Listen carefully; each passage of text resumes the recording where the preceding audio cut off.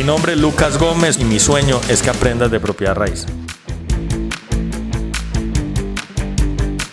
El día de hoy nos encontramos acá en el podcast con Sergio Restrepo.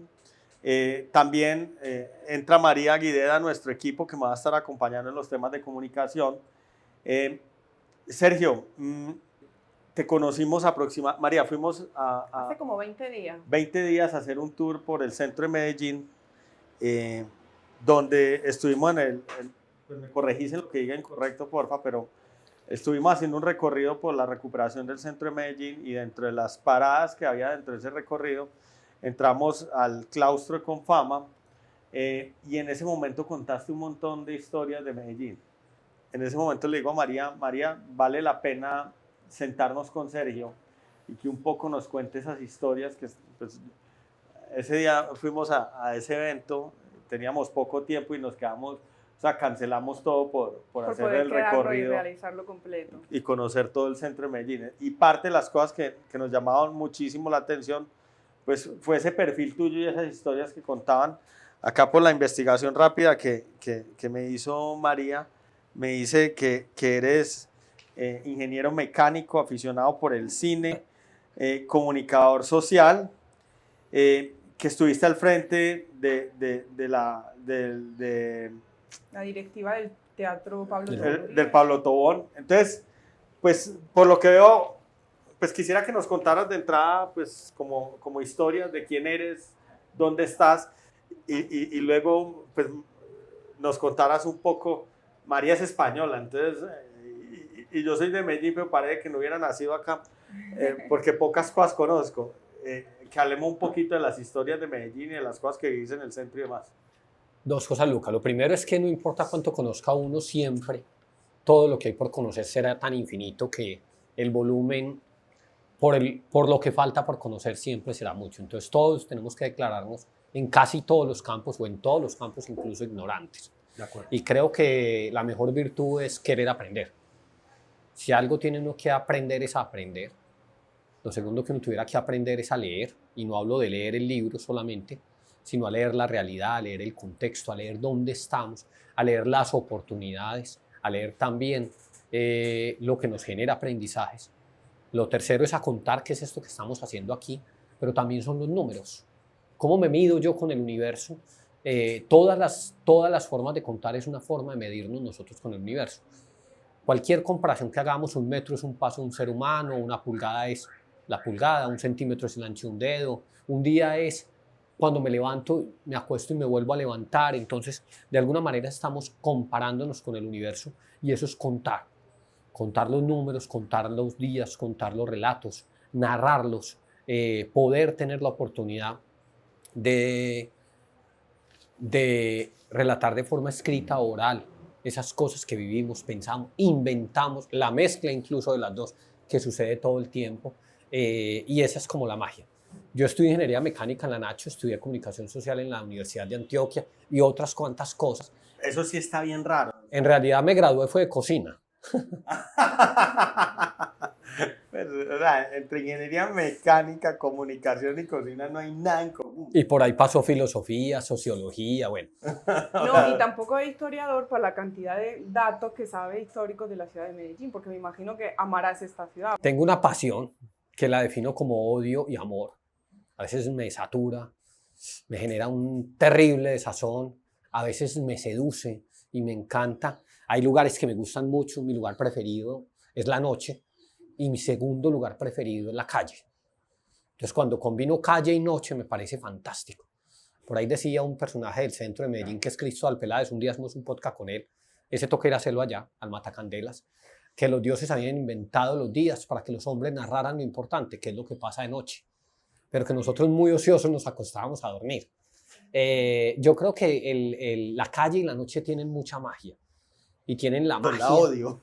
La noche y la calle. Sí, Las dos. Sí, a mí me gusta el día. Yo soy diurno totalmente. Esos son ritmos, biorritmos en realidad, y creo que eso no hay que forzarlo. Cuando Fernando González se va a hacer el viaje a pie, ese filósofo de Envigado, de otra parte, con su secretario, que él era juez primero de Medellín y el secretario era el tío abuelo del maestro Correa, que es el fundador de la Filarmónica de Medellín. Entonces se van a hacer el viaje a pie, arrancan de otra parte aquí en Envigado, y ya iban en el retiro, muy simpático, hay fotos porque iban de cachaco, pues muy formales, es que hacer el viaje hasta el mar para Buenaventura. Iban aquí, y ya no podían más. Entonces ven dos señoras muy abajo, con bultos encima, caminando y las ven lentas y dicen, ¡guau! Y si nosotros estamos cansados, a nuestra edad, con nuestro ritmo, ¿cómo vendrán las señoras? Y siguieron caminando, al ratico la señora los iban alcanzando. Y ellos como a caminar más ratico, y en otra curva la señora lo alcanzaron, y ellos caminaban más ratico y la señora los pasaron. Y en una curva arriba ya veían las señoras que iban a desaparecer y Fernando les dijo, señoras, ¿qué? ¿Cuánto falta para el retiro? Entonces ellas se ríen y les contesta, depende del ánimo. Y Fernando ahí empieza como una discusión propia, que la transcribe en ese librito del viaje a pie, que fue un viaje de 1928 a 1929, diciembre a enero, y habla de una cosa muy interesante que es el ritmo. No ir más rápido te hace llegar primero. Tú no tienes que llegar primero, ni segundo, ni último, tienes que llegar en tu momento. Y el momento lo marca el ritmo. Y eso tiene mucha magia, yo creo que son esos ritmos, en qué ritmo vivimos. Y eso hay que entenderlo y nos vamos a gastar la vida, pero eso es parte del juego. Buenísimo, buenísimo. Sergio, ¿cómo se concibe la ciudad de Medellín? ¿A qué ritmo? Hablemos de raíz. Yo creo que el ritmo es muy complejo. El terreno, el clima, la topografía, el que no tengamos un gran río, el mar tan lejos, estas cordilleras en sí mismas nos dan un ritmo. O sea, desde ese momento de don Gaspar de Rodas, que queda todavía un eco inmenso, que no nos damos cuenta, desde el origen, eso que está aquí en el Parque del Poblado, de ese primer poblado, el San Lorenzo de... El primer poblado fue el Parque del Poblado. El Parque del Poblado, porque acuérdate que trajimos un montón de indios de la zona cercana a Santa Fe, Antioquia, que era la capital, y trajimos indios a estas zonas que eran más o menos infértiles porque estábamos explotando oro allá, y se regaron, y a alguien se le ocurre, hombre, esos indios no pueden seguir desperdigados, sueltos. No, ahí hay una cantidad distinta, habían más o menos 5, y ese fue el detalle, que no supieron leer, no había cómo leerlo. Si a ti te ponen un texto en un idioma que no conoces, pues no vas a saber leerlo.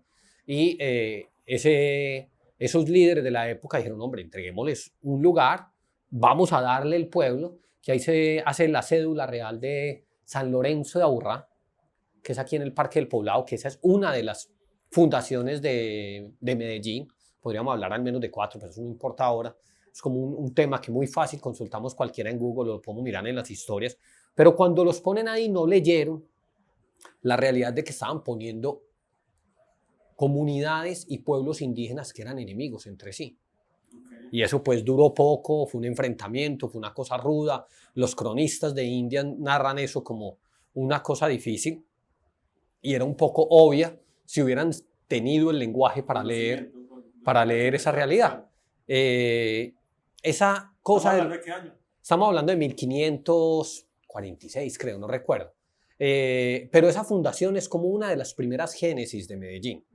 Eso luego, pues don Gaspar de Rodas, que era como el dueño de esta cosa, empieza a generar los hatos, por eso Hato Grande, todo ese tema del norte, el Hatillo, ahí en Barbosa, la tasajera, que era Copacabana, Girardota, Copacabana, que era donde destasajaban el ganado, etcétera, etcétera. Y esas tierras de este territorio empiezan a marcar un valor, y un poco los hijos de este señor, que creo que muere en 1509 o 19, no recuerdo bien, quedan en herencia a los hijos. Y la ciudad todavía tiene textos que uno puede leer en Urbano de esa memoria. La zona de Itagüí, por ejemplo, la quebrada aquí en Itagüí se llama Doña María, por la hija María don Gaspar de Rodas. Grandes haciendas que empezaron a concebirse en todo el Valle de Aburrá. Sí, había un gran recurso, había mucho dinero acá. Acuérdense que en el suroeste teníamos unas minas de un tamaño insospechado, que eran las del Zancudo, que tenían incluso Casa de la Moneda y le prestaban a otros países. Entonces aquí llegaba una cantidad de recursos muy grande. La ciudad era Santa Fe, no, la ciudad era Río Negro, que es el lugar donde se escribe la primera constitución de este Era más país, importante Río Negro que Santa Fe. de lejos. Pero Santa Fe era la capital. Pero Santa Fe era la capital. ¿Qué sucede? Este pueblo tiene no una ubicación privilegiada porque es muy infértil, pero sí tiene un punto donde se cruzan los caminos. Si la gente venía... Cruzaba el Zancudo con Río Negro y Santa Fe de Antioquia. Esa era la Y cosa. el norte. ¿El Zancudo era dónde? El Zancudo era entre Jericó, es que es un pedazo muy grande de montaña, y hay varias vetas del oro que hay allá, y esas minas del Zancudo se abrieron por varios lados, pero tuvo tanto poder y tanto oro que incluso ellos acuñaban moneda, tenían casa de la moneda, y le prestaron al país y a otros países. Entonces, cuando uno mira esa cosa que llamamos Medellín, que después de esta fundación y otra fundación que se dio en la zona de San Lorenzo, la capilla de Litino, Miguelín, no me acuerdo bien, que es donde hoy está el cementerio San Lorenzo, cementerio que es patrimonio nacional, eso lo llamaban la zona de San Lorenzo, el Cerro de las Tres Cruces. Y era un cementerio de poblaciones anteriores que habían habitado ese lugar. Esa zona tiene un tema funeral desde antes de que nosotros lo pobláramos, y ahí se construye un poblado. Y esos señores muy poderosos de la época plantean que ahí se funda la ciudad, otra fundación, y así podemos mencionar varias, pero había un pequeño detalle. En esa montañita que está al lado del centro de Medellín, eso es una montañita divina, ahí no hay quebrada. No hay ninguna quebrada, entonces tenían que bajar los indios y los esclavos todos los días por tinajas de agua y bajaban al claustro, donde hoy está el claustro, esa curvita que hay después de la plazuela San Ignacio, que es un callejoncito que va a dar al palo, era la quebrada de la Palencia. La Palencia es como un brazo de la quebrada Santa Elena, que sobre esa quebrada se hizo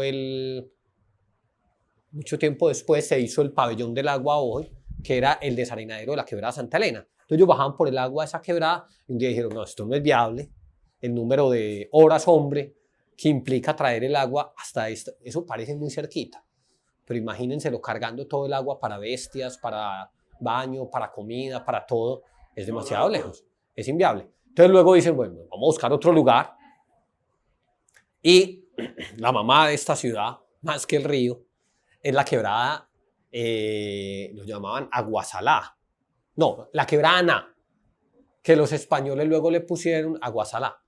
Aguasalá es la quebrada Santa Elena hoy, Claro. La que pasa por el centro. que no la vemos casi porque le hicimos El sitio de una... Ana, ¿no? Como lo decían en esa época, el sitio de Ana. El sitio de Ana. Sí.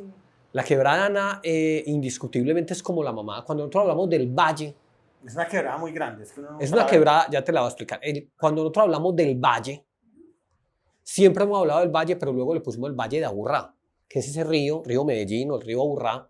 Pero en realidad el río Medellín era un hilo de agua pequeño, porque nosotros tenemos que pensar que todos los pisos en esa época eran permeables, eran pisos blandos. Entonces el agua, más que inundarse, lo filtraba y no llegaba todo el agua al río. O sea, uno ve una foto vieja de Medellín y ese río no tenía el caudal de hoy. Digamos que un plano o un dibujo, incluso hasta las fotos viejas, pero lo que pasa es que el río lo canalizamos muy rápidamente. El río tenía unos meandros y unas zonas de inundación muy grandes, todo lo que es Carlos R. Restrepo, todo lo que es el museo, el Jardín Botánico, todo lo que es el Parque Norte, la Universidad de Antioquia, toda esa zona eran zonas de meandros o de inundación del río.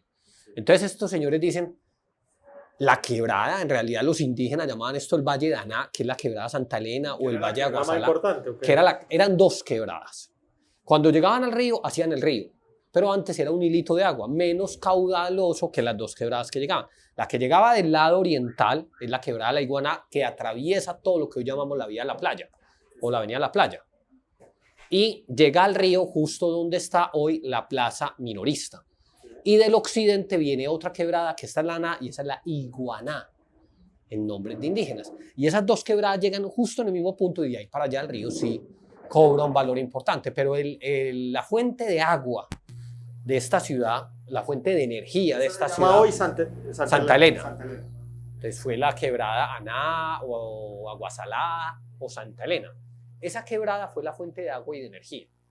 Entonces, cuando estos señores dicen, bueno, vamos a hacer pues el lugar, escogen un lugar al margen izquierdo de la quebrada, en la rambla izquierda, por decir de alguna manera, de la quebrada, y fundan ahí la Plaza Mayor.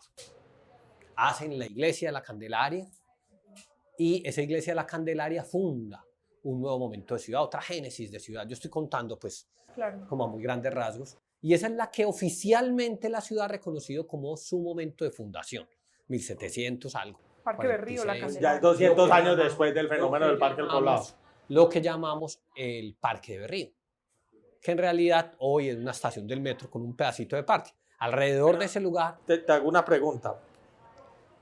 Ahí se funda. O digamos, hay varias etapas donde se funda, pero ¿en qué momento se vuelve relevante esta ciudad? Porque pues uno escucha, pues uno sube al parque de Río Negro y encuentra la seña de que ahí se hizo la primera constitución, creo que fue, o no sé ahí qué. nació este país. Ahí Porque nació el el primer país. texto constitucional de este país, aunque lo hayamos cambiado rápidamente en el Congreso de Cúcuta, fue allá, donde José Félix de Restrepo, que es tal vez el jurista más importante que hemos tenido y el maestro de las libertades en Colombia, escribe ese texto constitucional y escribe también el texto que dio origen a la libertad de vientre de los esclavos, y que doña Javiera Londoño, al escucharlo allá, Libertad de vientre, ¿ah? Ese concepto. libertad de vientres, o sea, tus hijos Nunca nazcan había libres. Sí, no, nunca había escuchado eso. Ese texto de la libertad de vientres, que luego él reescribe el discurso y lo lee en Cúcuta, ya no como libertad de vientre, sino libertad de los esclavos. Cuando doña Javiera Londoño escucha eso en Río Negro, que era una señora riquísima que tenía Todo lo esclavo. todos los estados del mundo, porque la riqueza hoy se la miden a usted en hectáreas, o en metros cuadrados, Un patrimonio. o en acciones, o en cabezas de ganado. Sí, en ese tiempo En eran esa esclavos. época, ¿cuántos esclavos tener? Doña Javiera hizo una liberación total de los esclavos que tenía después de oír eso, que fue como un paradigma muy importante. Entonces, Medellín en esa época era como el paso entre Río Negro y Santa Fe de Antioquia. Esa gran ciudad política, administrativa, todo, y la capital. Era un cruce de caminos. al Y final. este era el cruce de caminos. Pero para ir a Río Negro uno pasaba por acá y tomaba dos caminos, no eran calles ni nada. El camellón de Guanteros, que es desde el centro de Medellín, desde esa plazuela San Ignacio más o menos, hacia el sur, entrando por lo que hoy sería la Pascasia, hacia el cementerio San Lorenzo para coger a Río Negro. Porque ahí había un camino que habían construido en el antiguo poblado de San Lorenzo, ahí donde es el cementerio. Porque acuérdate que hace un poco más de 100 años existían 7 líneas de tranvía. Hoy existe una, nosotros tuvimos 7 líneas de tranvía. Ese tranvía era el Qué tranvía. lástima. Sí. Hemos retrocedido siempre todos. Pues, Atravesaba Manrique y todo el tranvía, ¿no? El tranvía pasaba por Manrique, Sí, iba hasta Buenos Aires. claro. 7 líneas. La o sea, calle de la Amargura en realidad hoy en día es una zona muy comercial, ¿no? El barrio Hoy de es una Buenos zona Aires. de Está alto la bomba de tránsito. las gemelas, ¿no? Está la bomba, esa es arriba, más arriba en Buenos Aires, el camellón de Buenos Aires, ya arriba, pues en la época. Pero sí, es un espacio realmente que comunicaba el oriente con el centro. Acuérdense que eso que hoy conocemos como Palmas, o el Escobero, o cualquiera de esas vías, o el túnel, eso no existía. Para ir a Río Negro había que bajar al centro y Se coger. podría demorar uno haciendo ese recorrido. ¿En qué? ¿En mula? Caminando. ¿A Burra. pie? Me no, imagino que el más privilegiado tendría El más privilegiado tenía un caballo, silletero. burra. Ujú. de ahí viene el término del silletero. Claro, porque hay caminos donde la bestia, mentira, el más privilegiado era el que iba en bestia, pero algunos iban en silletero, que eran hombres negros generalmente. Silletero es que el man cargaba al otro tipo. Acuerda que nuestra Feria de Flores es muy singular, porque voy a ser horrible en lo que voy a decir, pero lo voy a contar de esta manera. Nosotros volvimos una protesta de unos cultivadores de flores Una fiesta. que vinieron a protestarle al gobernador de Antioquia, al alcalde de Medellín, porque no los dejaba descargar sus flores en un punto que era el mercado, que era lo que llamábamos el Pedrero, o llamaban, no, yo no estaba vivo, el Pedrero, que es detrás de donde hoy es la Plaza de la Luz, que era la Plaza Cisneros. Cuando se quemó, se dañó, se desalojó, y ahí hay muchas historias. Esa plaza los dejaron estar en la parte de atrás, eso era el Pedrero. Y cuando fueron a reorganizar el Pedrero, no los dejaron a los que cultivaban flores descargar ahí, porque ellos cuadraban las flores, botaban todo lo que no servía, y eso se volvió un material orgánico que producía moscas, bueno, muchas cosas. Entonces les dijeron, ustedes se van a ir para tal lugar, ni por el diablo.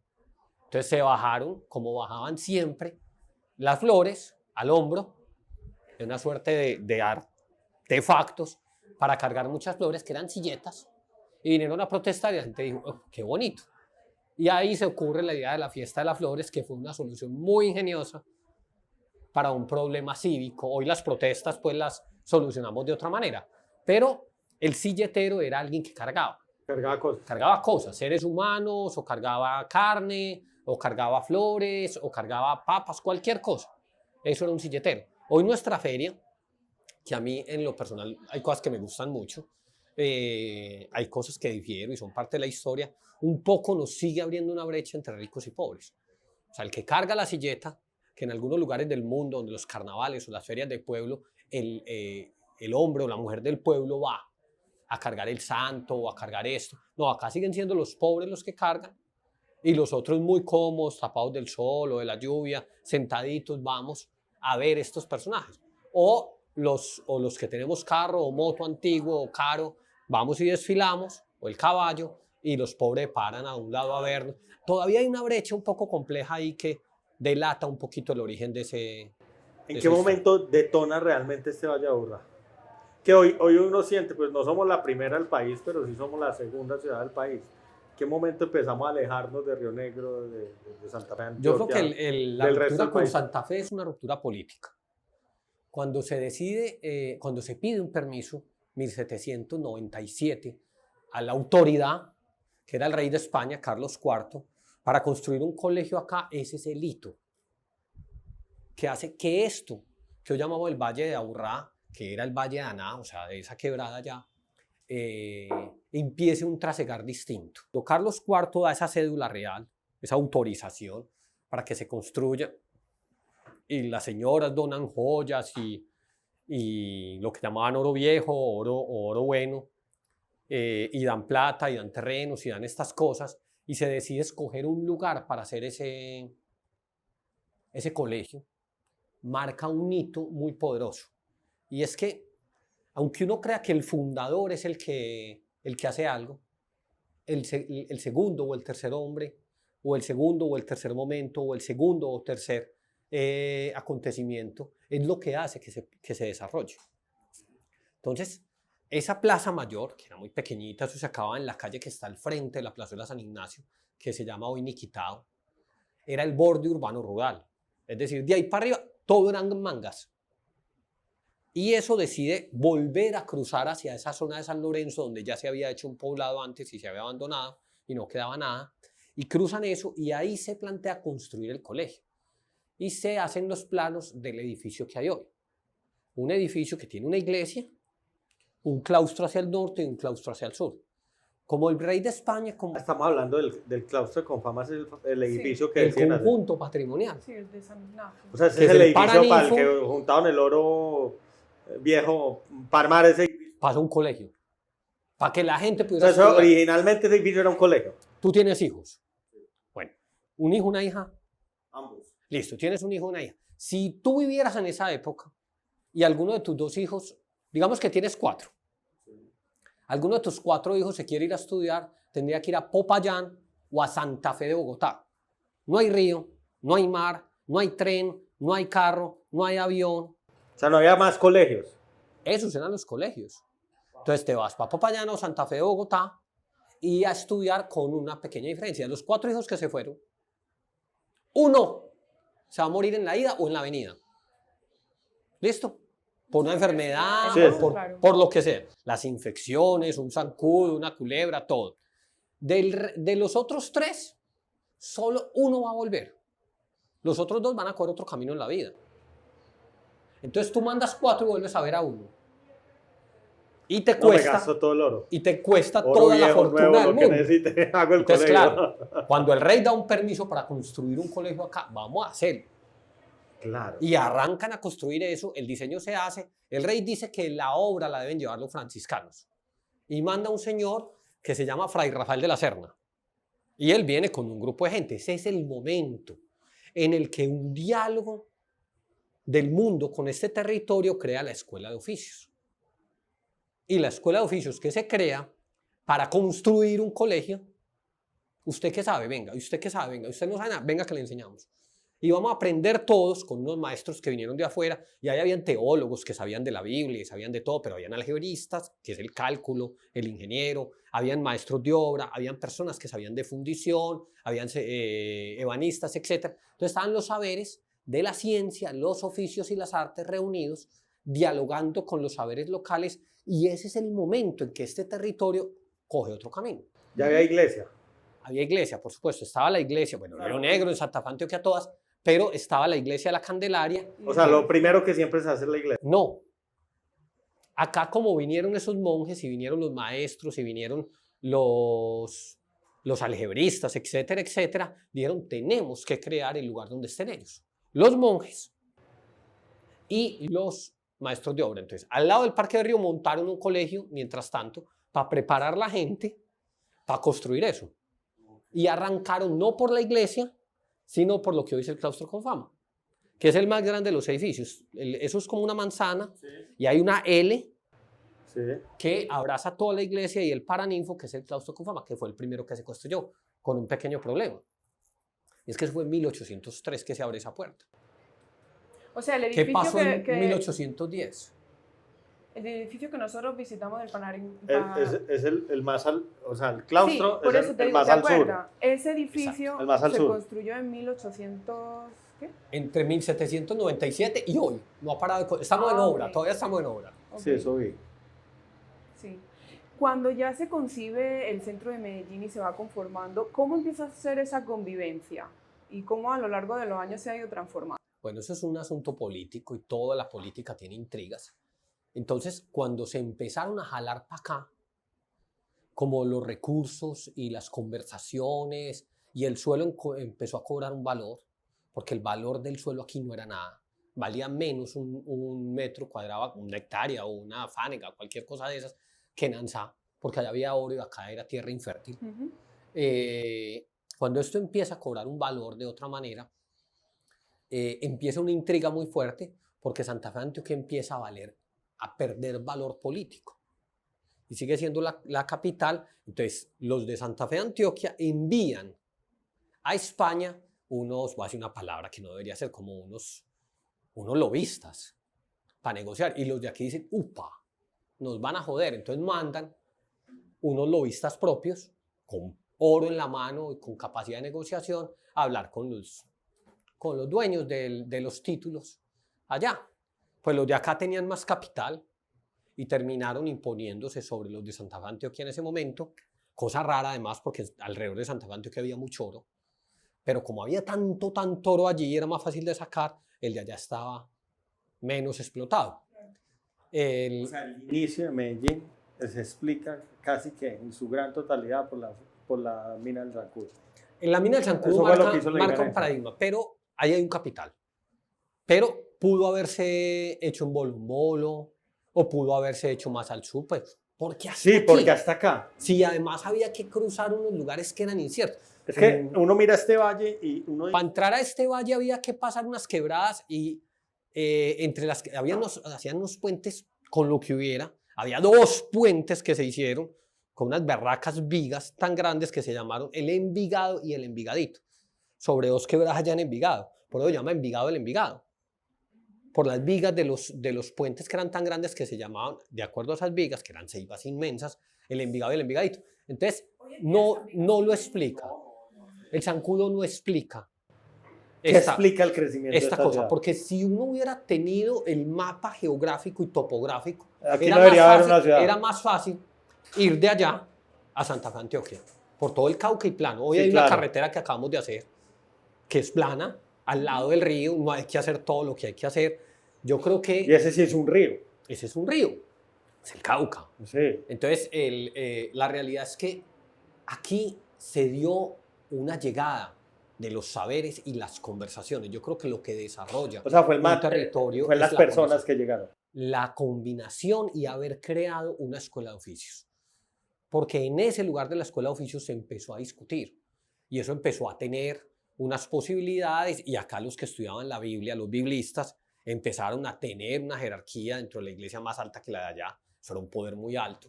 los que empezaron a generar recursos o a utilizar los recursos que venían de otro lado, venían de acá. Y hay un elemento que no es menor, y es que ese territorio sí es un cruce de caminos.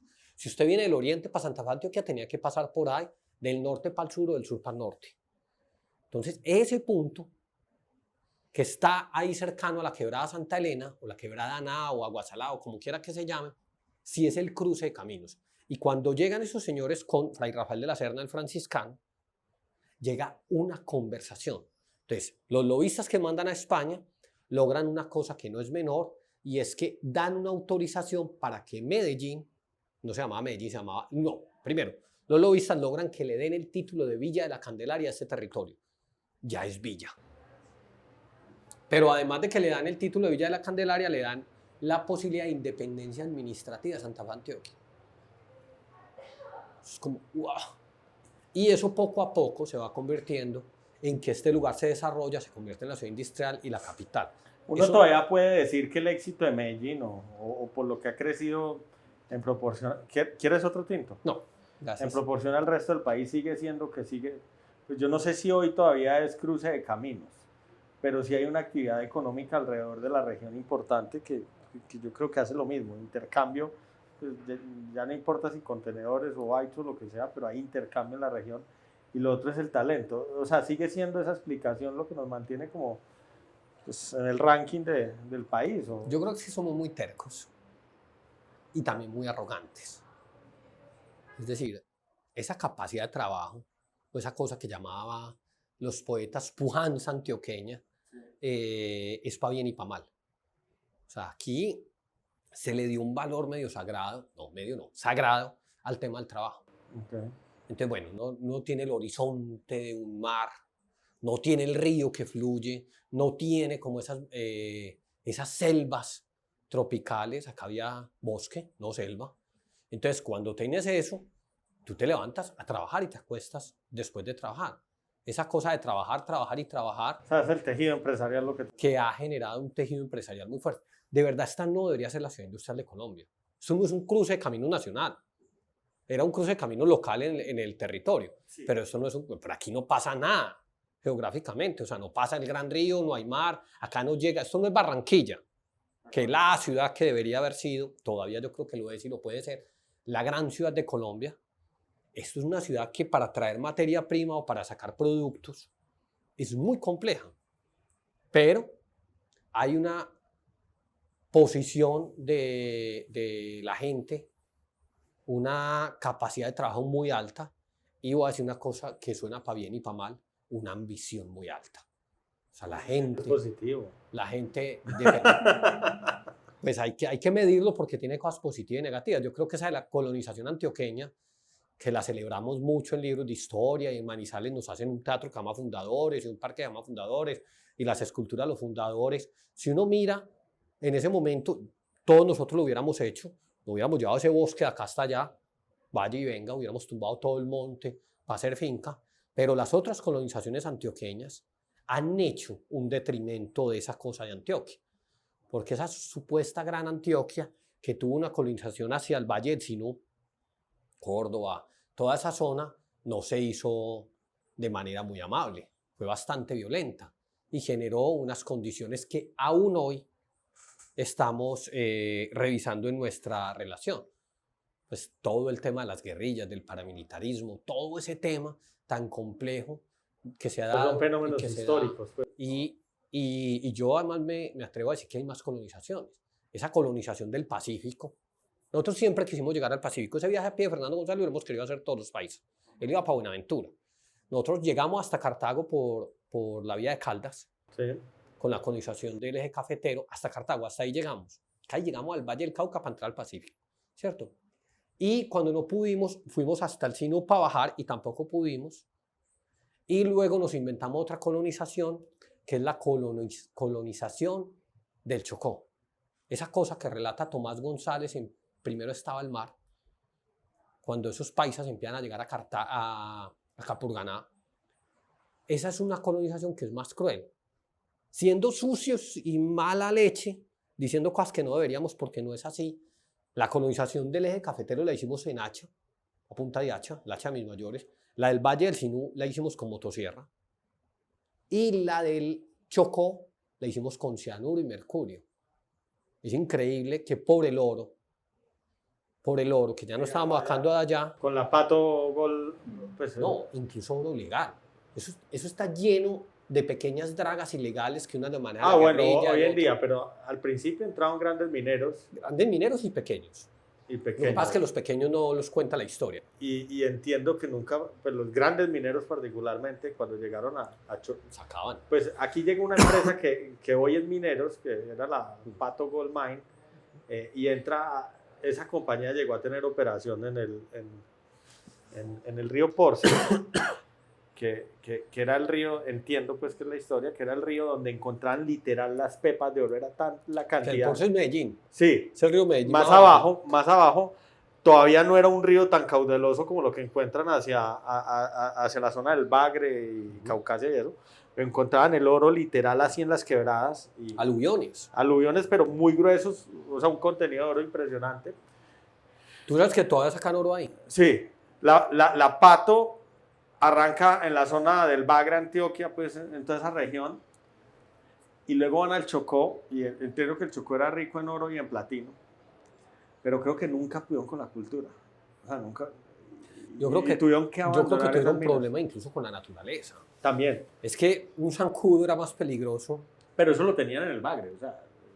No, pero no como el Chocó. Es que mira que el Chocó es el lugar más biodiverso que nosotros nos podemos imaginar. Esa conexión del Amazonas con el Chocó que se rompió Sí. hace que el Chocó se quede aislado. El Amazonas subía hasta el Chocó. Todo ese bosque estaba bioconectado, era una sola biosfera, un corredor biótico que estaba conectado, que rompimos. Y cuando el Amazonas, cuando el Chocó se separa del resto del continente en conectividad, en vías, no había nada. Tiene una relación muy fuerte con el océano, con los dos mares. Entonces, hoy el Chocó tiene, voy a decir una cifra, la voy a dejar grabada además, seguro me equivoco, pero tiene como el 12% de las especies vivas del planeta. Eso es una barbaridad y eso es mucho más que todo el Amazonas en los países donde está. Yo hace poco estuve allí y de hecho me comentaron ese dato y también como que al menos la zona del corregimiento del Valle encabeza la lista, si no estoy mal, de los lugares que más llueven en el mundo. Pues es que en el Chocó hay lugares que se llaman Lloró, por ejemplo, y se llama Lloró porque llueve 3 veces al día. Y no un día, todos los días. O sea, la pluviosidad no se mide Porque además es demasiado calor. por centímetro y no por metros, pues es una cosa absurda. Pero además de que llueve todo el día, el calor y la humedad del aire, no es solo la pluviosidad, la humedad, Eso debe ser es un bosque húmedo tropical, absurdo. Entonces el nivel de insectos, de anfibios, te puedes contraer cualquier enfermedad en cualquier momento. Claro. Entonces no es tan simple. Sin embargo, matamos el atrato. O sea, el atrato hoy, si tú te comes un pescado de ahí, es un milagro y te vas a envenenar de mercurio. Claro, Mercurio. es un milagro porque casi no No se hay. ven peces, aunque sí lo hay. Pues sí hay, pero están Pero es todo minería. Ajá. Qué desastre, ¿ah? el oro. Qué desastre. Acuérdese Sergio. esa cosa de la fiebre del oro de los gringos, que la conclusión siempre en todos los libros de historia de esa fiebre del oro es que todo pueblo que encontraba ahora entraba en un desastre. La ambición. Sergio, yo quería retomar la pregunta del tema de la convivencia en el centro de Medellín y de pronto, como para que entiendas para dónde voy con la pregunta, es por lo siguiente. O sea, tú nos comentas que se empieza a concebir en el centro de Medellín, alrededor de la Candelaria, de la Plaza San Ignacio, todo eso, la ciudad, ¿cierto? Y me imagino que en esos momentos de pronto allí la convivencia era buena, pero no sé en qué momento Medellín, o el centro de Medellín, mejor dicho, pierde ese Sí. privilegio de que la convivencia ¿Cuál fue sea la época de oro positiva. del centro y por qué perdió? Porque hoy en día parece que el centro ha quedado a la merced de la inseguridad, a la gente no le gusta, a los paisas no, a mí me encanta ir al centro, pero los paisas siempre me dicen, ¿estás No, loca? y ¿Cómo vas pasa para que allá?". en todo el mundo uno va a visitar los centros. Sí, claro. Por ejemplo, Yo en les voy a dar mi Europa. mirada que es mía, singular. Sí, Casi como, no es el centro de Medellín, es mi centro, o sea, el que yo creo. El centro de Medellín fue el lugar de origen de este territorio. Como lugar de origen es el barrio de todos. Allá nace, de alguna manera, lo que somos. Y esos lugares de origen tienen la beta de la creación del territorio. esa beta de la creación del territorio no se pierde nunca.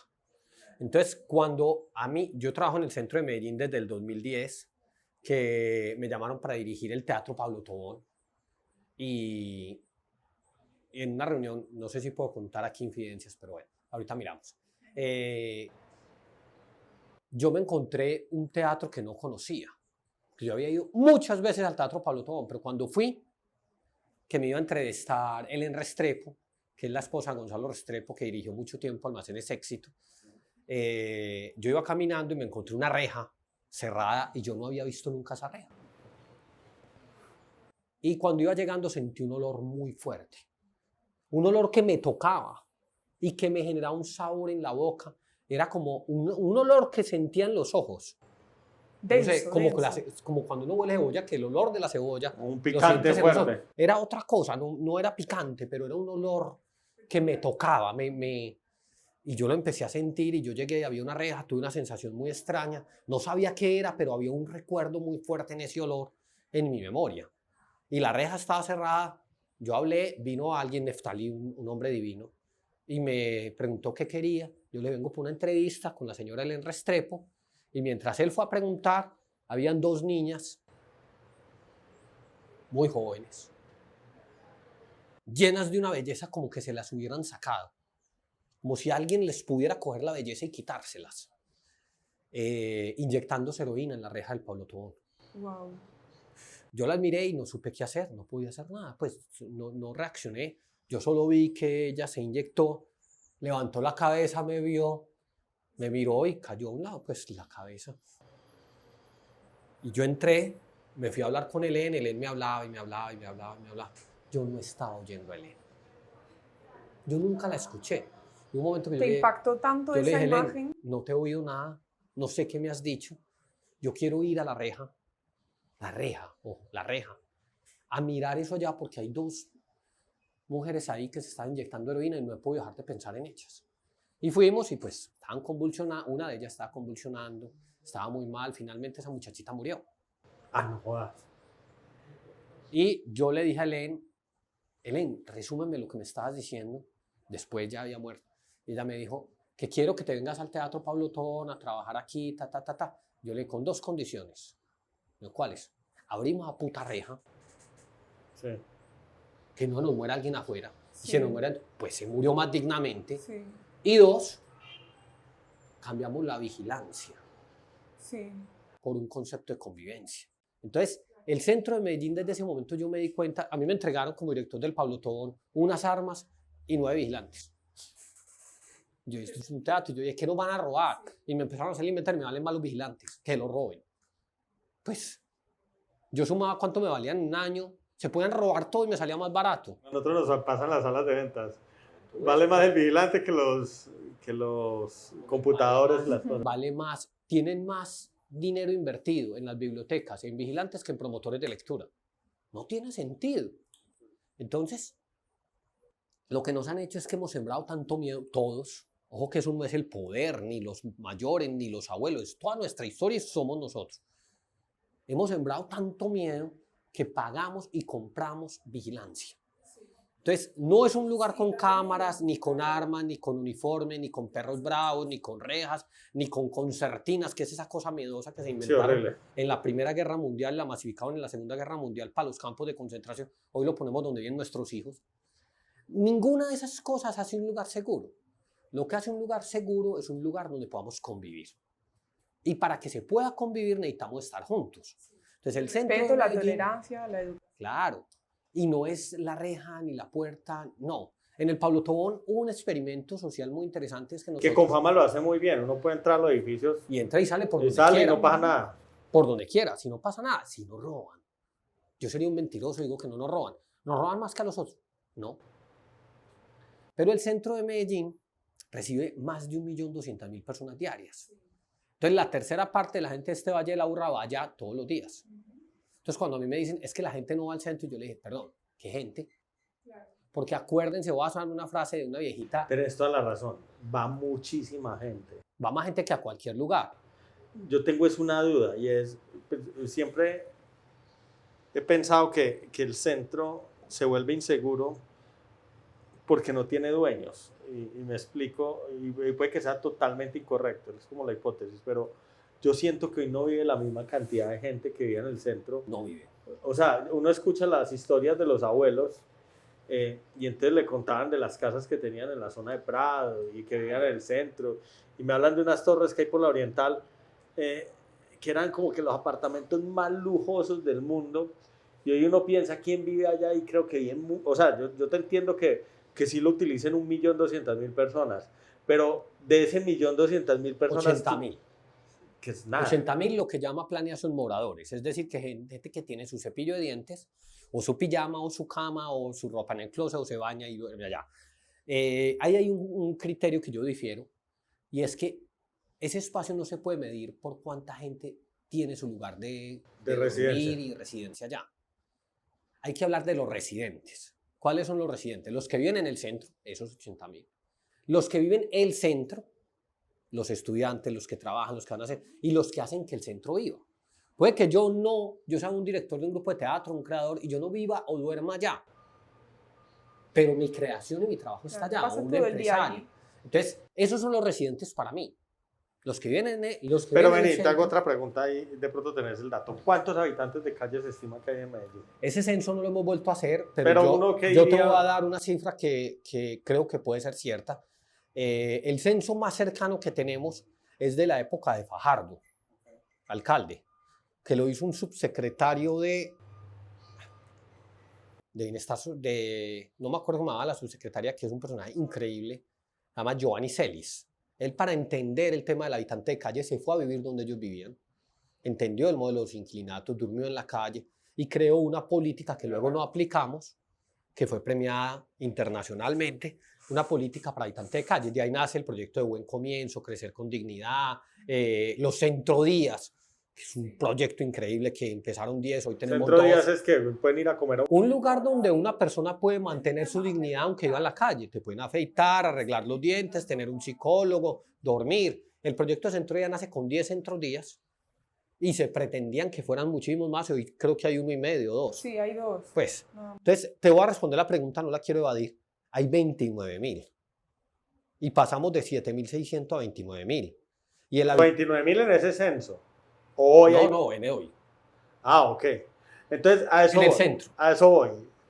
Hay 80.000, de los cuales 29... No, los 29.000 no están censados. Sí. O sea, los 29.000 más 80. Claro. Pero, que también viven allá, tienes toda la razón. De acuerdo, entonces a eso voy justamente. Pues, parte del deterioro que uno ve es pues, cuando casi que el 40%, no sé, el 35% de la población es habitante de calle, pues es una situación que sale de control. Pero es una situación que hemos producido todos. Es decir, el habitante de calle puede ser por un asunto psicológico, de drogas o de una decisión objetiva. La decisión objetiva es la menos. Yo me voy a ir a vivir a la calle. Explícame cómo llega, pues es ignorancia absoluta. ¿Cómo que en decisión objetiva me voy a ir a vivir? Por ejemplo, Julián vive en la plazuela San Ignacio. Sabe 4 idiomas. Yo converso con él de poesía. Es un hombre divino. Se está deteriorando muy rápidamente y escogió el camino de las drogas. Pero pues no, digamos que de pronto... no escogió. O sea, él decidió ya adulto, porque aquí hay un tema de niñez, enseguida lo miramos. Exacto. Ya adulto, irse a vivir a la calle y dice, mi casa es la calle. Pero Tapo, ¿no? Tiene un problema de drogas que... Y lo escogió en la calle. Yo le pregunté, ¿vos te viniste por las drogas? Y me dice, no, yo no consumía drogas. O sea, uno puede decir que era un tipo como uno, normal, sin ningún vicio ni nada, y un día dijo, me voy a la calle y después se metió a las drogas. Sí. Te voy a dar ejemplo. Mira, todos esos poetas malditos, Gauguin era un banquero y decidió ponerse a pintar. Y a la mierda el mundo, y me importa el resto, todo, si yo próspero, no me importa. Yo quiero pintar, y llegó a condiciones complejas.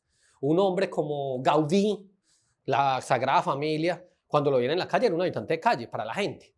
Porque se embebía tanto en sus dibujos y sus cosas que salía y olía mal, sus trajes. Lo mató un carro, se lo llevó y pues bueno, casi no le hacen el levantamiento. Ya te entiendo, son tipos, sí, de acuerdo. Puede ser una decisión de vida. Sí, pero eso debe ser un porcentaje. Eso es un porcentaje. Lo que pasa es que nosotros tenemos una brecha social muy amplia y la seguimos ahondando. Entonces, tenemos una relación con los menores muy compleja. Nosotros podríamos acabarlo todo. pero deberíamos declarar los niños un patrimonio de todos. En un concepto básico de tú no dejarías aguantar hambre a tu hijo, no dejarías que nada malo le pase. Porque deberían tener alimentación. Deberíamos hacer que todos esos niños los trataran como si fueran nuestros hijos, son hijos de nosotros. Entonces, por lo menos proteger a los niños. Porque un niño, y este es un índice muy grande de gente que llega a la calle, huyendo del maltrato familiar, una niña huyendo del abuso sexual, un niño huyendo del abuso sexual, un niño que empieza a trabajar cuando no debe hacerlo, los niños no deben trabajar, deben dar trabajo, pero no trabajar, que nos den todo el trabajo que quieran, pero huyendo de eso, después de una paliza bien berraca, que les pegamos con todo, se van de la casa y terminan en una situación de calle que en algún caso se vuelve irreversible. Y para poder pasar una noche y otra noche y otra noche de hambre, terminan consumiendo Sacol, pegante, pues, o alguna cosa de estas, y de ahí el regreso es muy difícil. Entonces, no llegaron a la calle por las drogas, usaron las drogas para sobrevivir, y ahí no es tan pequeño. El de los Julianes, como el de la Plazuela San Ignacio, Sí, ese es un margen y yo lo respeto profundamente. Pero el de los niños con abuso. Pero el de los niños es más amplio. Sí, ese es sí más te creo. amplio. Y esos jóvenes que van Y es una creciendo lástima. terminan en otra situación. Lo otro es un tema de temas psicológicos no atendidos. Hay un problema social que se adquiere en la calle, o se tiene, puede ser biológico o puede ser un tema no biológico. Entonces se puede adquirir en la calle después de un nivel de consumo, tú tienes una alteración psicológica, después de un tema de maltrato, de violaciones, de abusos, la calle misma. Entonces lo que nosotros tenemos claro es que el modelo que queramos, tal vez el socialismo menos, pero también tiene un producto que tiene que ver con los habitantes de calle. Y ellos son parte de nuestra realidad. En nuestra realidad es más amplio porque la brecha es más grande y caben más en esa brecha. Esa gente no está ni a un lado ni al otro, están en la brecha, en el margen. Ellos no son ni el margen, son el bordito de la hoja. Entonces hay una realidad. Lo que pasa es que la sociedad no entiende que habitantes de calle somos todos. Hay unos en condiciones más difíciles que otros. Como peatones somos todos, no importa cuánto tiempo pases en el carro, te bajas del carro y cruzas a tu casa. Entonces, el tema de la calle, la gente lo asocia con una cosa, esto que voy a decir es muy polémico, que se llama pobreza. Y la mayoría de nosotros, ojo, yo lo voy a decir en primera persona, somos aporofóbicos. No nos gusta y nos fastidia la pobreza. Entonces, relacionamos la pobreza con cualquier cosa que nos dé miedo o que tengamos distancia. Yo creo que el lugar más seguro en el centro de Medellín es donde hay habitantes de calle, porque ellos son los más vulnerables. Si ellos están ahí, es que ni siquiera al más vulnerable le hacen daño. Y él te va a decir, uy, ese reloj, venillo, ese celular, o más a la liga, ¿o qué? Sí. Pero ellos no te lo van a arrancar ni te lo van a quitar. Te van a tratar de amedrentar porque ellos inconsciente o conscientemente sabes que tú tienes miedo. Y tú sacas el billete y se lo das rápido, pero ellos no te roban. No es el habitante de calle el problema del territorio. El habitante de calle es un síndrome, un síntoma de los daños del suelo, del territorio. Y acá lo voy a tratar de explicar de la siguiente manera, que me lo dijo una señora vecina del Pablo Tobón, que era muy mayor, tenía en el 2011, o sea, hace 12 años, tenía 82 años, aún está bien. Ella me decía, mire, era la presa con mejor carne. Y acá estaban mis abuelos, mis tatarabuelos, la gente que mejor podía estar. Las mejores casas, me hablaba de la casa de no sé quién, la de los Barrientos, la de no sé qué, no sé qué. Pero los ricos se comieron la carne y tiraron el hueso. Y cuando se tira el hueso, luego de eso vienen los carroñeros. Los carroñeros, total. Y llegaron los carroñeros, los empresarios, unos, otros, se fueron, estuvieron, y el centro empezó a caer. Después de que nos reunimos el hueso ahí no quedaba nada. Entonces la señora me dice, es exactamente lo mismo que le sucedió al ser humano. Pero no, ahí me perdí un poco. Lo de carroñeros y empresarios no me gustó. No. Cuando dije empresarios, Lucas, es todo. Porque hoy hay empresarios Sí. Cuando los carroñeros habían empresarios y cuando la fundación y después de la fundación había Pero ¿qué empresarios. falló? O sea, No, pero, el centro de Medellín sigue produciendo plata. no, pero quiero entender es algo. O sea, uno sí oye, yo me acuerdo, la abuela de mi señora vivió en el centro y hablan ahí crecieron pues, las tías de mi señora y hablan del centro con muchísimo cariño. Nostalgia. Y lo vivían y suena como un sitio completamente agradable. ¿En qué momento eso se voltea? Mira, O yo sea, te lo voy a ¿cuál decir. fue el factor que lo volteó? O La me gente que imagino- vivía ahí tomó la decisión de irse ¿Por qué? y se fueron para Laureles. ¿Pero por qué fueron? O sea, Porque algo los motivó. porque se desarrolló otro territorio y aquí empezó a llegar una gente que tal vez a ellos ya no les gustaba tanto y se fueron a otras Porque casas. empezaron a converger, como tú A dices, otras allí casas. todo el... Entonces, la casa grande que estaba se partió y se vendieron locales para el comercio. Se Entonces volvió ahí más viene un comercial. ciclo que se va a dar en todos lados. Espérate, los de Laureles, ¿para dónde se fueron? Para el Poblado. Los del Poblado, ¿para dónde se están yendo? Para Río Negro o el Valle de San Nicolás, pues Retiro, lo que sea. Para esa zona. Entonces, lo que sucede es que si dejamos de habitar, se pierden los espacios. Pero ¿qué hacen? Pues, no me sé la historia en el resto del mundo, pero hay barrios tradicionales históricos. Cualquiera, poner el El que que sea. sea. París. O es que va por ciclos. París. O la gente volverá al centro en un ciclo. No, el centro de cualquier ciudad seguirá siendo valioso y volverán a él. Pero es que del centro no se han ido.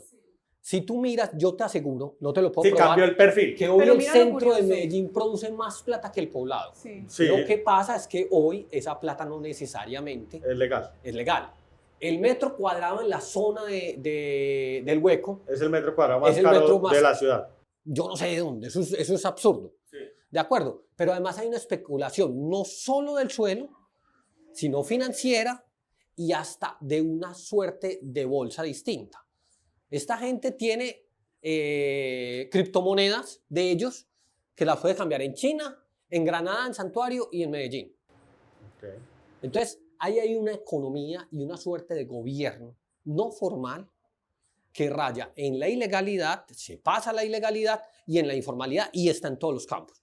La misma gente que puede tener un dinero metido en la ilegalidad, la tiene legalmente en el suelo o la tiene legalmente en centros de educación o la tiene legalmente en almacenes de comercio o en bienes inmuebles. Tú estás metido en este negocio del suelo. En el centro hay una inmobiliaria que se llama Cuadra por Cuadra, que creo que la dirige todavía Juan Pablo Salazar, que mueve capitales absurdísimos. Juan Pablo, el hijo de Argemiro. De Argemiro, el de Gana, que él todavía creo que es el Pues yo creo que la representante maneja. legal de Sí. Gana. Creo que ambas cosas. Gana, que fue donde agruparon a todos los vendedores de chance, grupo antioqueño de apuestas, y Cuadra por Cuadra, que además el nombre es muy diciente, Cuadra por Cuadra. Entonces, ahí hay un modelo de economías muy poderosas. Cuando nosotros empezamos a poner unos edificios, acuérdense que la arquitectura es símbolo de poder. Usted mira el edificio más importante de una época y era el que tenía el poder en esa época. Pongamos cualquiera, el edificio más importante del país en cierta época fue el Capitolio. El Estado tenía el poder. Ah, la catedral o la iglesia, no sé qué, la iglesia tenía el poder. Ah, en Medellín en alguna época los edificios que el Estado desarrolló fueron las bibliotecas. Entonces le dimos el poder al conocimiento. O el edificio Coltejer, la industria. Entonces, cuando empezamos a mirar ese modo de edificar, lo que podemos leer en la ciudad como si fuera un libro. O sea que hoy uno diría que es el turismo porque los edificios más sollados que hay en la ciudad son los de turismo. Lo que esté dando poder. Lo que está dando poder. Pero el centro de Medellín, uno, sigue siendo epicentro de Antioquia. Es decir, cuando en un pueblo tú dices voy para Medellín, no dices que vas para el poblado, vas para el centro. Y cuando en un barrio, que es donde vive la gente, recuerda que la gente no vive aquí, la gente vive en los barrios. Cuando dices en un barrio voy para Medellín, es van para el centro. Voy para Medellín, estás en Medellín, Sí, claro. voy es para el centro. Entonces, al centro de Medellín siguen yendo la mayoría de los antioqueños, pero además al centro de Medellín sigue produciendo una gran cantidad de mano de obra, de trabajo, de capital y también de conflictos. Lo que habría que pensarnos es cómo pasamos a la legalidad. Ojalá tuviéramos una mesa de paz total, como propone el presidente actual, pero con empresarios que se pasen a la legalidad. Que creo que es muy berraco. Yo no hago empresa, pero ustedes que lo hacen les toca muy berraco. Entonces, cuando se habla de recuperación del centro, ¿qué significa ese concepto? Yo no creo en ese concepto. Yo creo que recuperar es un lugar que está perdido. El centro no está perdido. No está perdido. Allá va más de 1 millón de personas diarias. Es que los que no vamos o los que no van creen que hay que ir otra vez a recuperar una cosa que no se ha perdido. Lo que tenemos que hacer es habitarlo todos. ¿Qué es lo que hace mejor un suelo, que tú sabes más que yo de eso? Que todos los servicios estén cerca, que sean buenos y que la calidad de vida sea adecuada. Entonces, todos los servicios sin excepción están en el centro. Todo, sin excepción. Y están a menos de 15 minutos a pie. Es la ciudad de los 15 minutos. La idea es la que estamos hablando de los urbanistas, los que están hablando de los urbanistas. Pero la calidad de vida hoy allá no es tan buena. Claro. La verdad es que uno llega al centro y lo coge a las 8 de la noche y se empieza a sentir seguro. De día... No, pero sí, yo creo que calidad de Es que vida también hay podemos varios incluir centros. el tema... Hay un centro de la Oriental para abajo, hay un centro de la playa Sí. para acá, de la playa para allá, hay un centro en cada uno de esos. De hay día hay un centro de noche. situaciones difíciles. Claro. Yo creo que dentro del tema de la calidad de vida podemos incluir también el tema de los tacos, ¿no? A veces yo... ¿De los qué? De los tacos. El trancón que se forma y eso también genera pues, el hecho de aire. los humos, la contaminación del aire. Sí. Ruido. Yo creo que cuando hablamos de recuperación del centro hablamos también de pronto solventar esas cosas que hacen que la calidad de vida pues, no sea tan notoria como en cualquier otra parte de la ciudad. Yo llevo escuchando alcaldes decir vamos a recuperar el centro hace muchos años. Yo creo que el centro no hay que recuperarlo, deberíamos quitar esa palabra del discurso público. Habitemos juntos el centro, pero todos.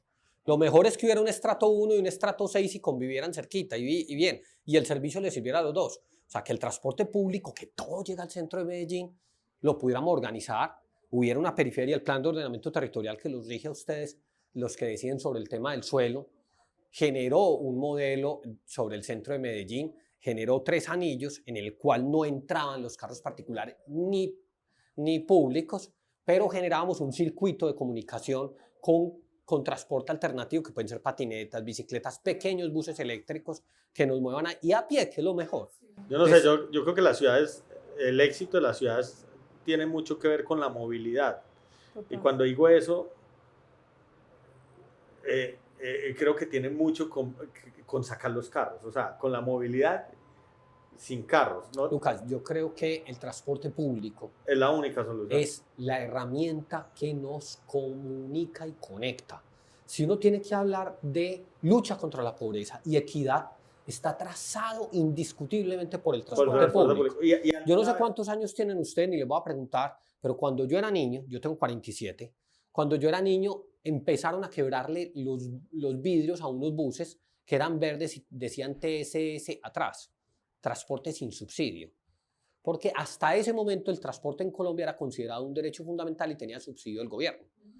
Esos buses que empezamos a quebrarle los vidrios, que decían TSS, transporte sin subsidio, era porque los que trabajaban en los otros buses se veían amenazados por el valor de la tarifa que les empezó a competir y fue difícil. Yo creo que el transporte público es una herramienta fundamental para la equidad y la comunicación. Una ciudad no se desarrolla cuando el pobre compra carro y no cuando el rico anda en transporte público. Sí. Cuando el dirigente, no importa quién es, un empresario, Había una historia sobre el centro que yo no me acuerdo quién me la contó, pero me decía Lucas, el centro se acabó el día que hicieron la Oriental. El día que le metieron la autopista por la mitad, partieron el centro en dos. Yo me la sé con el río. El día que hicimos el río y le tiramos 2 paredes y rompimos la ciudad de norte a sur, cambiamos los meandros, me la sé con el metro. Recuerde que el metro lo metimos por el centro y le hicimos una estación central en el parque de Berrío. Sí. Me la sé con la Oriental y con cada uno de esos lo que le hemos generado a ese trazado urbano es unas cicatrices muy complejas para que se muevan los vehículos. A mí la del metro, que yo se lo digo no entiendo con la toda del metro, sinceridad, porque no. El metro se trazó por fuera del centro, luego se trazó por dentro del centro con una línea, con un pedacito subterráneo, que dijeron no tenemos la tecnología o la plata o la voluntad, porque además ese metro valió toda la plata del mundo. Eso es un milagro. Que nosotros amamos el metro, yo no sé por qué. Esas campañas que el instituto, que el Banco de Crédito Hipotecario, el Banco Industrial Colombiano y esta gente hizo, nos hizo amar ese metro. Pero el metro valió muchísimo más. Pues los debates que hoy tenemos de Hidroituango comparados con el metro hubieran sido gigantes. Todos crecimos viendo un metro que estaban construyendo una obra negra. Pero cuando decimos meter el metro, fue lo mismo cuando metimos la autopista o la carretera nacional por la mitad de la ciudad. Cuando tú miras lo que es la regional y la autopista, el 15% de los viajes de camiones, que son las fuentes móviles de contaminación, todos los vehículos Pasan por el centro de la ciudad. pasan por el centro. El 15% de los vehículos de carga, están en este valle. O sea, el 85% de los camiones que pasan por ahí no tienen origen ni destino Medellín. Entonces pasan por ahí, se meten a un taco el berraco. Nosotros no debimos haber hecho la carretera nacional por la mitad de la ciudad. No debimos haber creado una pared al lado del río porque esos meandros fueran nuestro parque. No debimos haber hecho para el automóvil privado. Entendamos lo que lo estamos mirando de hoy. Hoy diríamos, los nazis no vieron, pero si hubiéramos sido jóvenes en Alemania en el 30 seguramente hubiéramos sido nazis. ¿De acuerdo? Hay que ser justos desde dónde estamos mirando en el tiempo. Sí, me imagino que en su momento Obras de desarrollo. dijeron, vamos a llenar, necesitamos más tierra para edificaciones y por eso enderezaron el río. Y hoy se dan cuenta que no hay espacio público y hay que recuperar el espacio público. Entierre. De acuerdo. Hay un sitio que es patrimonio histórico, sin duda, de la ciudad, está en el centro de Medellín, se llama Prado Centro.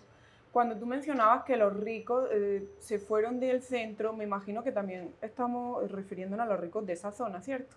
Yo en estos días estaba paseando por allí, nunca lo había detallado, pero son casas inmensas que literalmente, o sea, por dentro... Palacetes. Sí, palacetes, o sea, literal. ¿Qué pasó con Prado Centro? ¿Por qué quedó tan abandonado? ¿Por qué hay allí hoy tanta quietud? ¿Por qué prácticamente no se cuidan ni los árboles ni las aceras? ¿Qué pasó con Prado Centro? Es muy difícil. En Prado hay una gran cantidad de inquilinatos. Ahorita hablábamos del tema de habitantes de calle. Prado es un lugar olvidado de la ciudad. Sí. Donde se hizo gran parte de esta ciudad. Y un modelo de ciudad jardín, ese modelo parisino de ciudad jardín, ajá, que se desarrolla ahí, es un modelo lindo y además está muy bien planteado, pero lo fuimos abandonando, lo deshabitamos.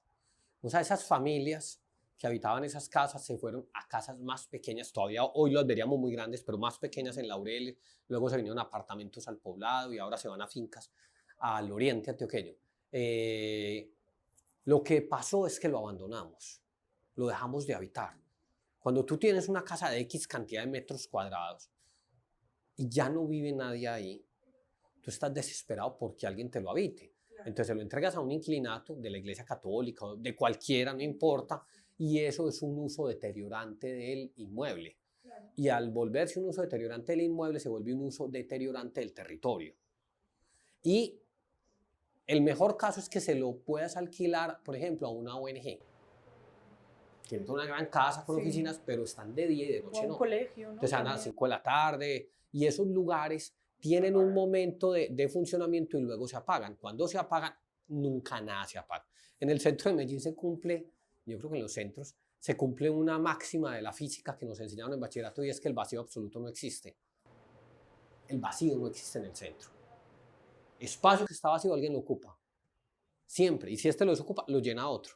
Entonces la mejor manera de que esos lugares se protejan es habitar. Es volviéndolos a llenar. Sergio, pero entonces uno de los problemas de ese centro no tiene que ver, yo creo que en algún modelo, pues, y estoy hablando de algo que yo no conozco mucho, pero me imagino que el modelo de desarrollo en algún momento no era la propuesta actual de esa ciudad de 15 minutos hipermixta, con basamentos comerciales y demás, sino que me imagino que en algún momento lo que sucedió es que a través de un podo, no sé qué mecanismo, dijeron las zonas donde se vive es Laureles o no sé dónde, el centro, me imagino que en algún momento cuando teníamos esa Antioquia industrial y ponen el edificio Coltejer en la mitad y hacen la que mitad. tumbamos el Hotel Europa y el Teatro Junín. De acuerdo. O sea, es que además somos muy bárbaros. De acuerdo. A mí me gusta el Teatro Coltejer, pero qué bueno que lo hubieran hecho en la otra calle.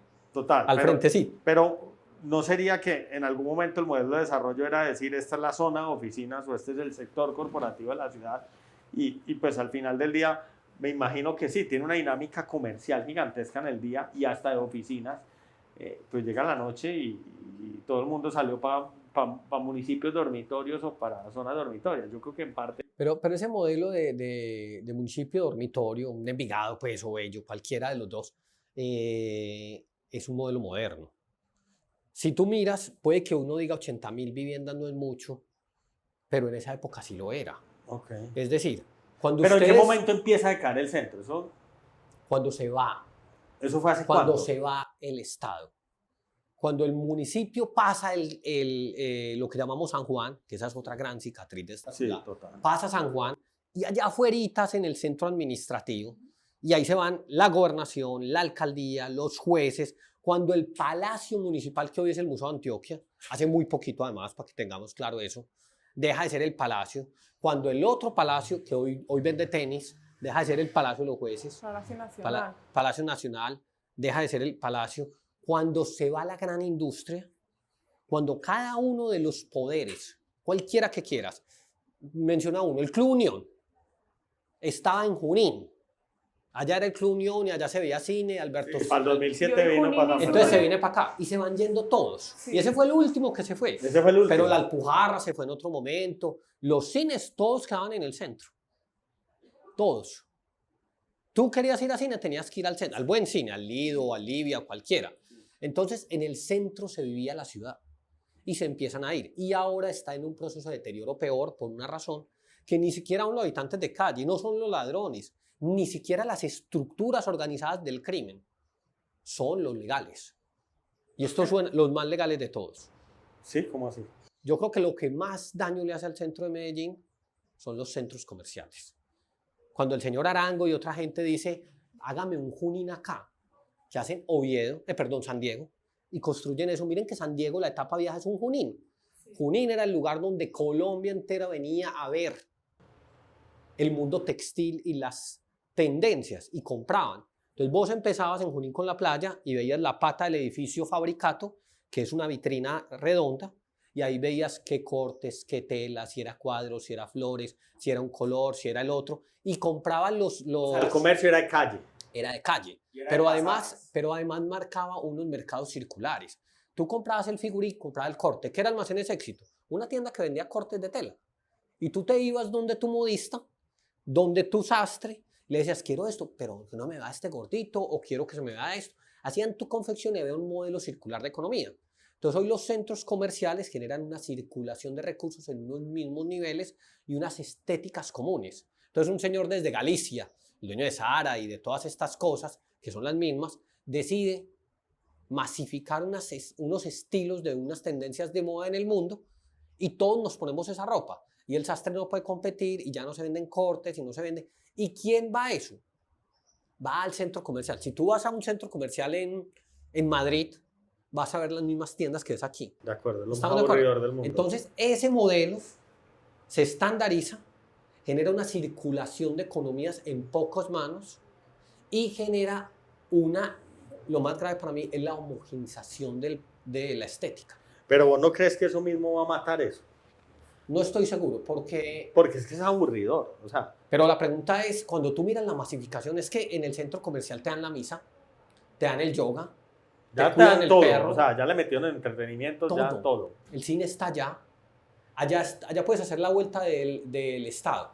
O sea, ya tienes una multa de tránsito, ve y la pagas allá. Ujú. Vas a hacer el conso, ve y lo haces allá. Allá está la notaría, La notaría, sí. está el banco. Ya Entonces los sacaron una bancos, cédula en el centro Sí, comercial. literal. se va al banco, se van los cines, se va el comercio y lastimosamente, que es lo más grave de todo, se va el Estado. ¿Qué es lo que hace que el centro de Bogotá no se pierda? El Estado está El ahí. Estado Claro. está ahí. Es decir, está el presidente, están los jueces, está el alcalde, Si no tuviera está el ahí- consejo, están ahí y no se van a ir de ahí. Entonces la Candelaria tiene ahí el Estado. Y esto suena horrible, pero esos señores, aunque sean en carro blindado, polarizado, tienen que ver cuando van para allá el lugar donde están. Y eso preserva, eso cuida. Los que vamos allá a cualquier cosa, a cualquiera de los espacios, vemos esos territorios y tienen que salir a comer o a tomar un café o una cerveza o a ver una película. Entonces, lo que deterioró el centro de manera drástica es la salida de los poderes.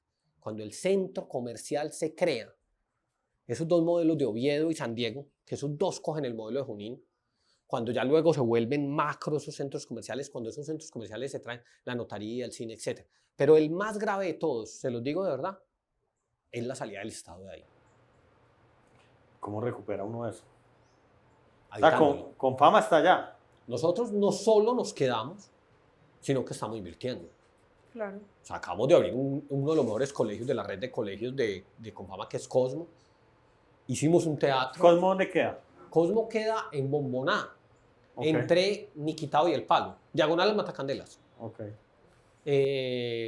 Hicimos el teatro con fama. Estamos haciendo una inversión gigante, 72.000 millones de pesos en el claustro. Estamos habitando el edificio central cada vez más. 72.000 millones, claro, ¿qué están haciendo? Estamos, te lo voy a resumir en una sola frase, invirtiendo para recuperar, para restaurar el vínculo que la gente tiene con el patrimonio.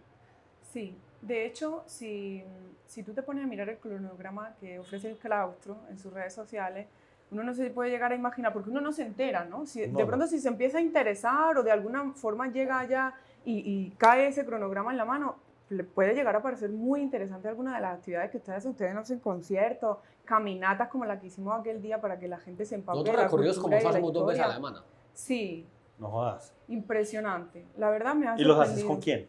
con diferentes. Nosotros tenemos un sistema de recorridos, pero también contratamos gente para hacerlos. Claro. ¿Pero quiénes van a hacer recorridos? Múltiples personas, van turistas, Ujú. van empleados públicos, a veces lo hacemos con industrias, pues un recorrido con Sura o un recorrido con cualquiera. O sea, si hoy uno fuera a traer inversionistas del resto del mundo y quiero venderle no sucede. esta ciudad, te llamo. Sí.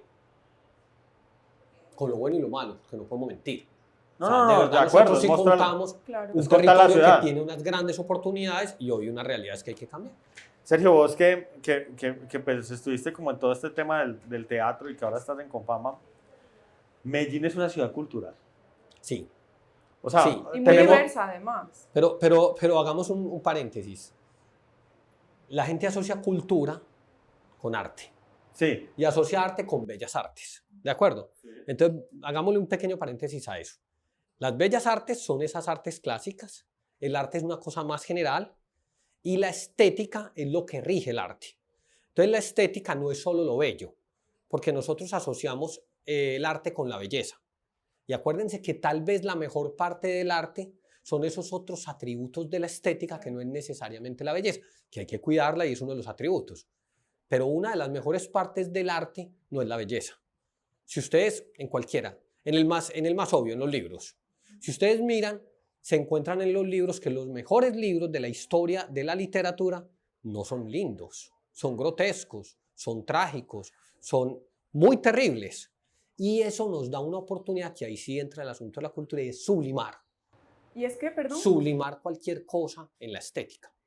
Entonces, nosotros podemos escribir, mejor dicho, Shakespeare puede escribir todas las tragedias.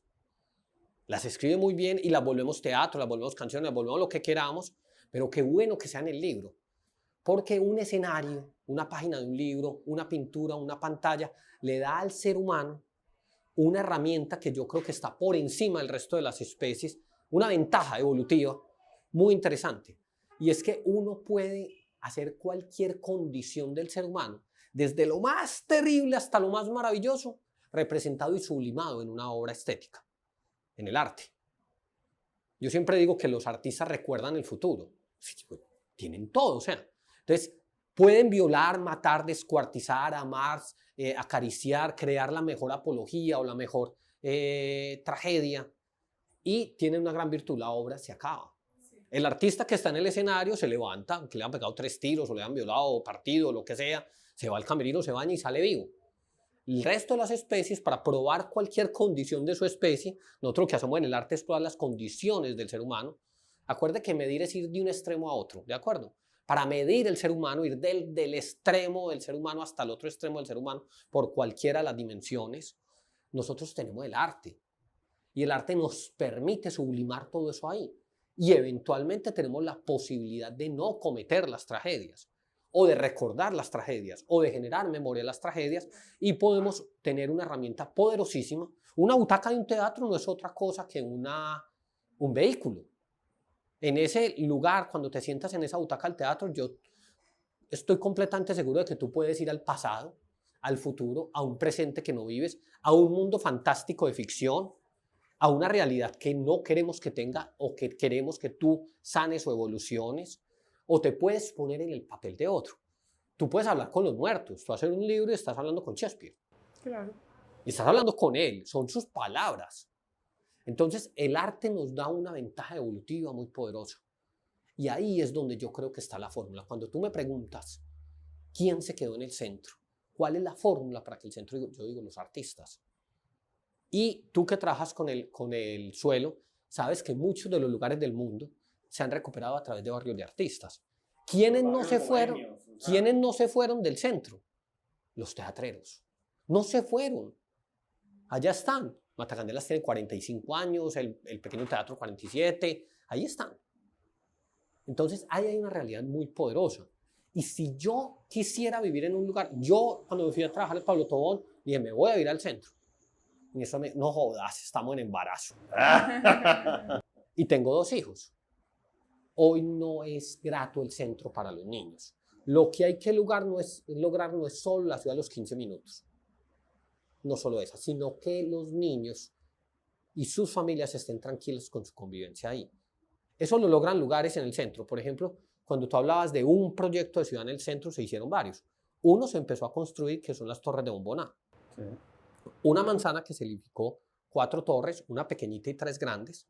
Ese proyecto se llama Torres de Marco Fidel Suárez. Eran 27 manzanas. El arquitecto de eso está vivo, muy interesante para que ustedes lo estudien, que es don Eduardo Arango. Don Eduardo diseñó incluso ciudades en Finlandia que se construyeron. Y eso era una ciudad. Eran 27 manzanas, cada uno con 4 torres. Todas con comercio de primer piso y planta libre, abierta al público 24 horas. Segundo piso de planta libre y tercer piso de oficinas, donde habían bares, teatros, comercios. Hoy hay un teatro en ese sótano, hay una planta, es una planta mixta en ese lugar. Y eran viviendas sin parqueadero. Busquen una casa de esas para alquilar o vender o comprar. No hay forma. No hay. Sí. La que desocupan no le ponen letrero porque ya hay alguien en fila.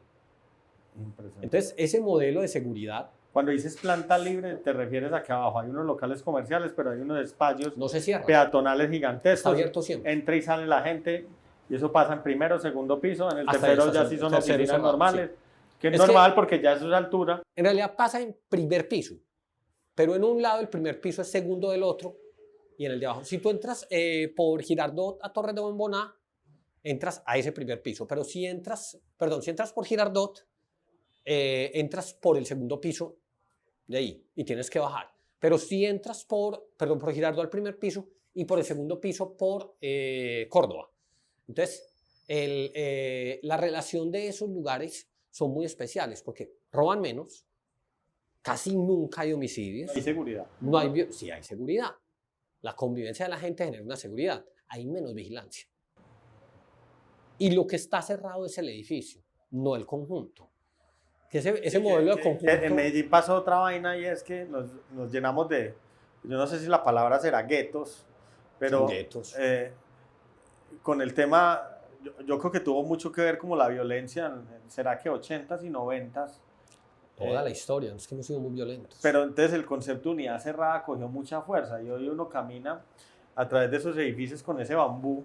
Con esos setos verdes. Setos y verdes. concertinas arriba. De acuerdo, y de noche uno, pues eso se vuelve miedoso. Caminar por aquí, por el poblado es miedoso. De acuerdo. Por eso es que uno decide irse en un carro. O sea, lo primero que hace uno es pararse en una Pues esquina. uno salir a que caminar vea al un poblado vigilante anoche es maluco. y pide un carro. Un carro por el portero, por la casa, por la aplicación del celular, por donde sea. Y el Esa otro sensación de que todo esté tan aislado genera más inseguridad todavía. De acuerdo, Y menos movilidad. y aparece otro concepto y es que los berracos carros son un problema, el carro privado. Entonces, el carro privado hay que hacerle una plataforma de parqueaderos de 5 o 6 pisos, que siempre son los primeros pisos. Entonces uno pasa al lado de una edificación y lo que se encuentra es un muro de ladrillo infinito. Claro.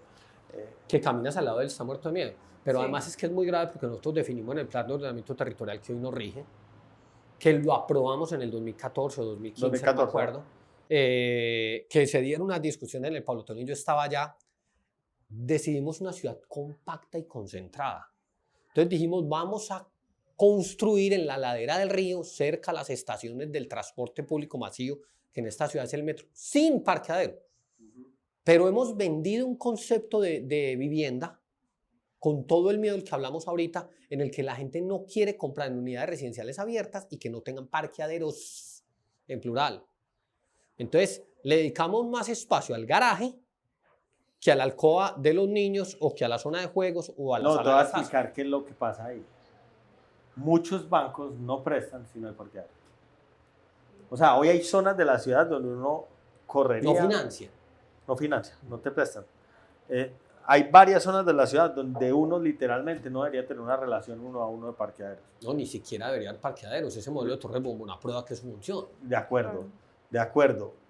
Pero el gran problema es que muchas de las entidades financieras te dicen, si no hay parqueaderos, no es un producto comercial, no te puedo prestar. Eso también es una decisión política. París tomó una decisión cuando el centro de París se iba a acabar por deterioro y no valía nada el centro de París. Nadie quería vivir en el centro de París. Y dijo, la altura es esta, nadie pasa aquí y no hay un solo garaje. Usted quiere construir ahí, quiere hacer un bar ahí, quiere hacer un café ahí, quiere que... Hágale, páseme, yo reviso, pero lo primero es no me vaya a pasar un garaje y no se pasa a esta altura. Sabes que ya lo estamos haciendo con los hoteles. Cero parqueaderos. Ahora, es una apuesta no tan arriesgada. Se supone que el turista no viaja en el taxi. carro. Claro. Exactamente. Pero sí hacen unos edificios muy distintos porque son edificios que en los primeros pisos sale comercio, salen restaurantes, perder el cafeterías. primer piso de un Es una lugar, locura. o construir 3 o 5 sótanos de para abajo, rompiendo los niveles freáticos de esta ciudad.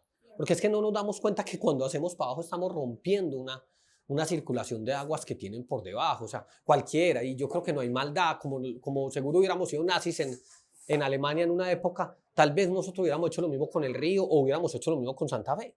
O sea, construir esa cantidad de sótanos que se hicieron ahí ignoró que eso era una línea de aguas. El agua tiene memoria.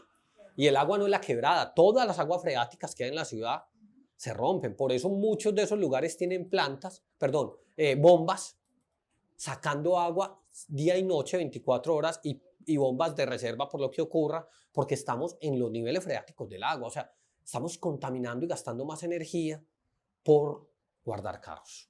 Sergio, tengo una pregunta, ya se nos acaba el tiempo, pero Yo ya me fui hace rato. tengo, pues vos que tenés como la visión tan completa de la ciudad y has vivido tanto esta ciudad, ahora se arma una discusión muy grande sobre dos términos que son gentrificación y turistificación. Y entonces yo creo que lo motivan dos cosas. Por un lado, un tema netamente económico de que las cosas se han vuelto más costosas. Entonces que los alquileres están más costosos y demás, que yo creo que eso es más un problema de oferta que un problema de que lleguen los turistas. Pero a donde va la pregunta va más al tema de que mucha gente dice que se pierden las raíces, que en la medida que empiezan a llegar como todos turistas y toda esa cosa, pues se pierde como la identidad del territorio. ¿Cuál es tu opinión respecto a eso? Cuando hubo una gran migración a América Latina de extranjeros, Colombia no fue el país que recibió. Venezuela y recibió gran cantidad de gente por ejemplo, de Islas Canarias y de España. Argentina, por supuesto, muchísimo, Chile, etc. Nosotros no recibimos una gran migración. Incluso tal vez nos hubiéramos ahorrado una gran cantidad de muertes, porque en 1935 o 37, Franklin Delano creo que fue, propuso en París una reunión de países del mundo para plantear que cada país recibiera per cápita un promedio de 19.000 judíos, porque ya lo estaban apretando en Alemania. Y ninguno recibió. Fue Costa Rica o El Salvador, no me acuerdo cuál fue, el que dijo, yo lo recibo, y le fue muy bien. La llegada de un migrante nunca es un problema. El problema es que nosotros no estemos preparados para recibirlos. La migración de colombianos a Venezuela durante 2 décadas y medio generó más dinero en varios momentos que las divisas que ganábamos por venta de petróleo. ¿Y no crees que la llegada de venezolanos ha generado un intercambio? Lo deberíamos tratar mejor, al menos por reciprocidad. Pero los tratamos muy mal. Los tratamos muy mal, pero ellos están produciendo. De acuerdo. Y producen riqueza. Ojalá para ellos, por un tema de equidad, pero para nosotros no están generando riqueza. Pero las migraciones en general no son malas. Lo que pasa es que ¿qué ofrece la ciudad? Es el problema. Cuando yo soy un migrante y llego a una ciudad atraído por lo que mis viajes de las pasiones me dan en mi juventud, sexo, o drogas, o rock and roll, o aventura, o lo que sea, y llego a esa ciudad y la ciudad me da eso, pero me ofrece otras cosas, tal vez yo me quedo. Yo tengo amigos migrantes que llegaron aquí con una mochila a buscar prostitución y drogas y hoy son empresarios. Es súper común el caso. No voy a mencionar ninguno. No, pero es súper común. Pero uno de los mejores cafés que hay en el poblado está hecho por 2 muchachos que llegaron aquí a buscar drogas y prostitutas. Y es un café magnífico. Y hoy hay generación de empleo formal ahí. Esta ciudad, ¿qué tiene para ofrecer? Porque el deterioro de los territorios también tiene que ver con quién es uno. Y hoy el poblado de Medellín, que nos fuimos de acá y no nos interesa a muchos, como nos fuimos del centro, nos fuimos de Laureles, el deterioro de Laureles se ve menos, pero es parecido al del poblado, tiene que ver con qué estamos ofreciendo. Y el problema no es que vengan a buscar prostitución. El problema es que solo les demos eso. ¿Qué es lo que le ofrecemos a la ciudad? Yo estoy viendo recorridos que cada vez crecen más y veo muchachos emprendedores, vestidos de rojo, con un parlantico, contando la historia de la ciudad. Una persona que viene al recorrido de Pablo Escobar Gaviria, yo digo, ¿y el Estado por qué no lo da? Si hoy el Estado pusiera a las víctimas del conflicto, los herederos porque de las cometen víctimas, un error inmenso, todo. que dicen, sí, se ponen de éticos, ¿cómo vamos a contar historia? No, cuéntela, Hay que que es la contarla. historia. ¿Qué tal si no hubiéramos, qué tal que hubiéramos tumbado Auschwitz? O que hubiéramos tumbado cualquier campo de concentración. No lo podíamos tumbar, había que volverlo lugares de memoria. Es una memoria que no queremos. Por favor, cuéntenlo para que no se repita. Para que no se repita. Pero Sí. contemos un acuerdo que hagamos como sociedad. El problema es que hoy los mismos victimarios siguen contando la historia.